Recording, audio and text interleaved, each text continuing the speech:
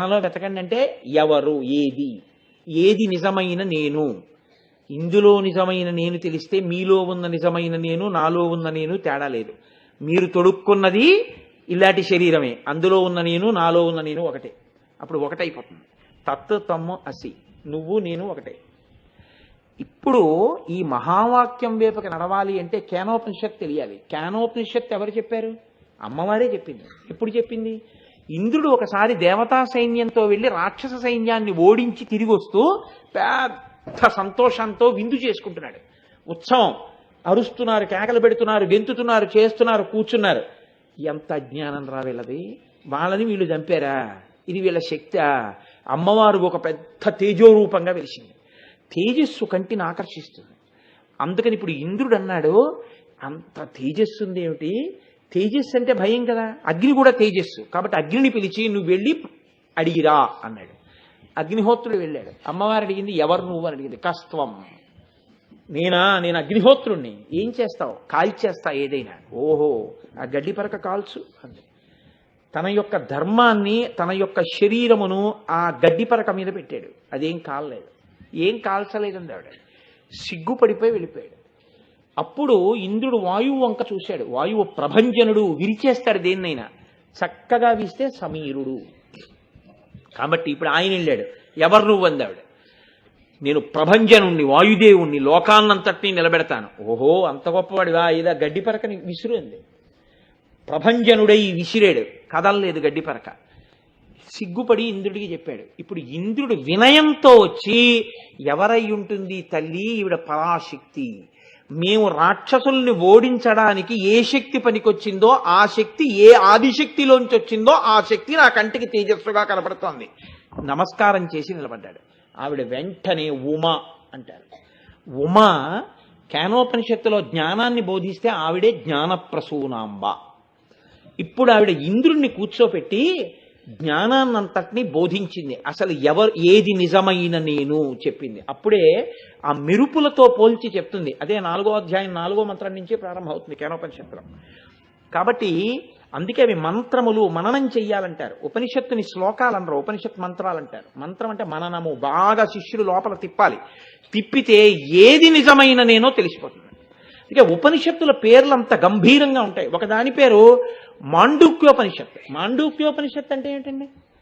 మాండూక్యం అంటే కప్ప.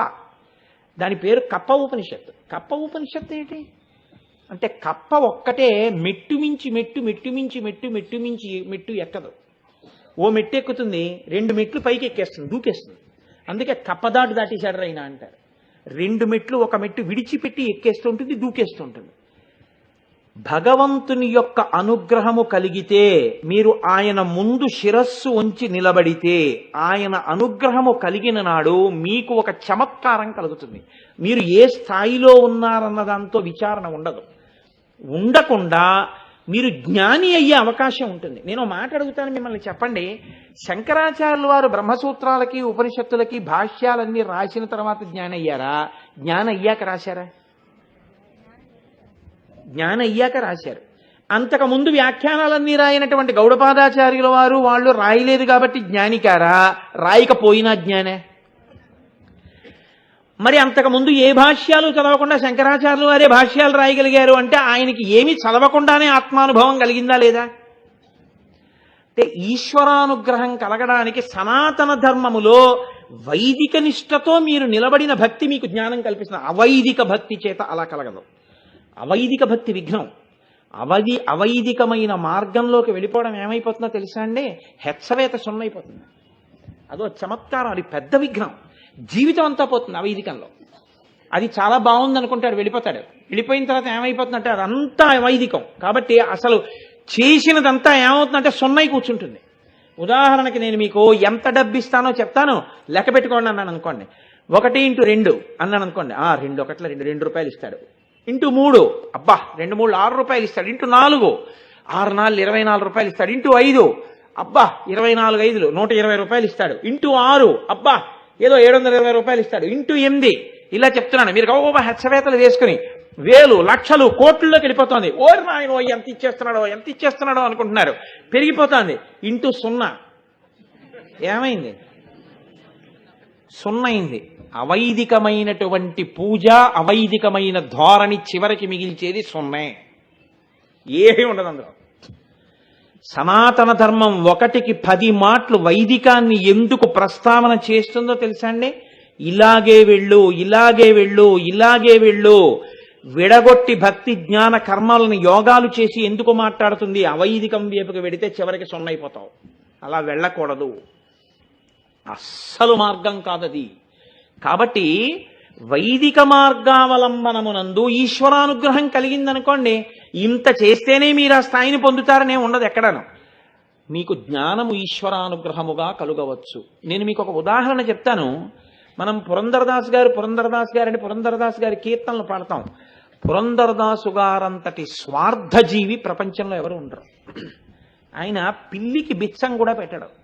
ఆయన భార్య, నాకు జ్ఞాపకం ఉంటే సరిగ్గా, ఏంటంటే నేను ఎప్పుడో చదివాను, సరస్వతి అనుకుంటాను ఆవిడ పేరు. ఆవిడ పాపం చాలా భక్తి తత్పరురాలు. ఆయన ఇంటికి ఒక బ్రాహ్మణుడు కొడుక్కి ఉపనయనం చేసుకోవడం కోసమని ఏదైనా ఇమ్మని అడగడానికి 6 నెలల పైన తిరిగాడు. ఆయన రేపురా మాపురా అనేవాడు, ఇచ్చేవాడు కాదు. ఎందుకంటే తిరిగి విసిగిపోతాడులే బ్రాహ్మణుడు. ఆయన అలాగే తిరుగుతున్నాడు. ఈవిడికి సిగ్గేసింది. ఓ రోజున భర్త ఇంట్లో లేనప్పుడు బ్రాహ్మణుడు వచ్చాడు. ఇన్ని మాటలు ఎందుకు తిరుగుతావా మా ఆయన చుట్టూ? ఇదిగో ఈ ముక్కు పుడక పట్టుకెళ్ళి ఎక్కడైనా అమ్మి ఆ డబ్బు పెట్టి నీ కొడుకు ఉపనయనం చేసుకోమని ఆవిడ ముక్కు పుడక బ్రాహ్మణుడికి ఇచ్చింది. ఆ వెర్రి బ్రాహ్మణుడు పురంధరదాసు గారు బంగారు వర్తకుడు, ఆయన దగ్గరికి పట్టుకెళ్ళాడు ఆ ముక్కు పుడక అమ్మడానికి. ఆ ముక్కు పుడక చూడగానే పురంధరదాస్ గారు కనిపెట్టాడు, ఇది మా ఆవిడిదేనని. ఇన్ని గేదుల్లో ఉండిపోయినా ఎవడి గేది వాడికి తెలుస్తుంది. ఆ ప్రజ్ఞ ఉంది ఆయనకి. అందుకని ఆయన చూడగానే ఓ ఇది మా ఆవిడ ముక్కు పుడక అని కనిపెట్టాడు. ఆయన అన్నాడు, అబ్బో లెక్క కడతాను కానీ మధ్యాహ్నం రా డబ్బిస్తానని వెంటనే అక్కడ ఉన్నటువంటి పెట్టులో పెట్టి కొట్టు తాళం వేసి ఇంటికి వెళ్ళాడు. ఇంటికి వెడితే ఆవిడంది అకస్మాత్తుగా వచ్చాడని, భోజనానికి వచ్చేసారా, రండి వడ్డించేస్తానంది. కాదులే నీ ముక్కు పుడకట్రా అన్నాడు. ఇది పొద్దున్న ఇచ్చాను, మధ్యాహ్నానికి వచ్చేసాడు ముక్కు పుడకని. ఏం లేదు, ఏదో స్నానం చేస్తూ ముక్కు పుడక దేవతార్చన మంటపంలో పెట్టాను, ఇస్తానులేంటి, ఏమంత కంగారు, రండి భోజనం చేయండి అండి. భోజనం నువ్వు తర్వాత పెట్టుకొని ముందు ముక్కు పుడకట్రా అన్నాడు. ఆవిడకి తెలిసిపోయింది, వెర్రి బ్రాహ్మడి ఇక్కడికే వెళ్ళిపోయాడో ఏమిటో, ముక్కు పుడక అంటున్నాడు. ఇప్పుడు ముక్కు పుడక ఇచ్చానని చెప్పానా, చంపేశాడే. సరికదా, బ్రాహ్మణుడి ముక్కు పుడక ఇచ్చినందుకు ఆయనకి దెబ్బలాట, నాకు దెబ్బలాట ఎందుకు వచ్చింది? ఇంకా నేను వేగలేను, ప్రాణం తీసేసుకుంటానని ఆవిడ విషం కలుపుకుంటూ పాండురంగా నన్ను నీలో చేర్చుకో అంటోంది. అందులో ఆవిడ ముక్కు పుడక కనపడింది. ఆవిడ ముక్కు పుడక తీసి కడిగి భర్తకి ఇచ్చింది.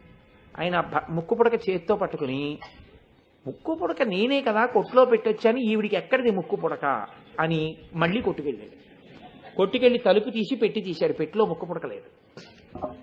అంతే. ఈశ్వరుణ్ణి నమ్మినందుకు మా ఆవిడ ఆ స్థితిని పొందింది. ఈ కొట్టుని ఆస్తిని నమ్ముకున్నందుకు నేను ఈ స్థితిని పొందాను. ఉత్తర క్షణం వెళ్లి భార్య కాళ్ల మీద పడ్డాడు. తన ఆస్తినంతటినీ దానం చేసి మహాభక్తుడై పురంధరదాస్ గారి కీర్తనలు రచించి మహాపురుషుడైపోయాడు.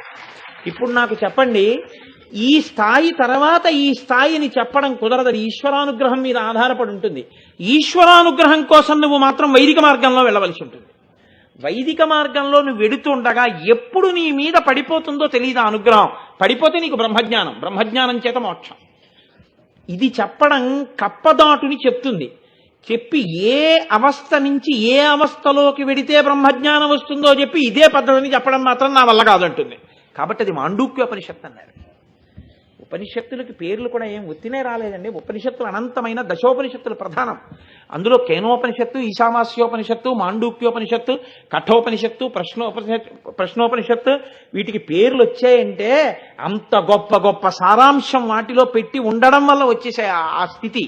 కాబట్టి ఇప్పుడు మీరు ప్రధానంగా గమనించవలసినటువంటి విషయం ఏమి అంటే, అసలు విఘ్నము పోవుట అంటే అమ్మవారు ఆయన వంక చూసి గణపతిని సృష్టించుట అంటే, మీరు పరమభక్తితో భగవంతుని యొక్క పాదములు పట్టుకోవడం మీకు అలవాటైపోతే, ఈ భక్తి చేత క్రమక్రమంగా లోపల రాజుకుంటున్నటువంటి నిప్పు, ఆ జ్ఞానము ఏ క్షణంలోనైనా కలగవచ్చు. దానివల్ల మీరు కైవల్యమును చేరవచ్చు, కళ్యాణమును పొందవచ్చు. కానీ ప్రయత్నం అనేది వైదిక మార్గంలో ప్రారంభమై మీరు వెనక్కి వెళ్ళడం మొదలు పెట్టాలి.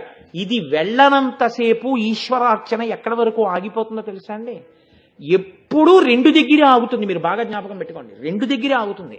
ఒకటి దేని దగ్గర సుఖం ఇయ్యి, అక్కడ ఆగుతుంది. నాకు ఈశ్వర ఇది ఇప్పించు, ఈశ్వర నాకు ఇది ఇప్పించు, ఈశ్వర నాకు ఇది ఇప్పించు, దీని దగ్గర ఆగుతూ ఉంటుంది. లేకపోతే రెండు ఏమిటవుతుందంటే ఈ దుఃఖం తీసేయి, ఈ దుఃఖం తీసేయి, ఈ దుఃఖం తీసేయి, దీని దగ్గర ఆగుతుంది.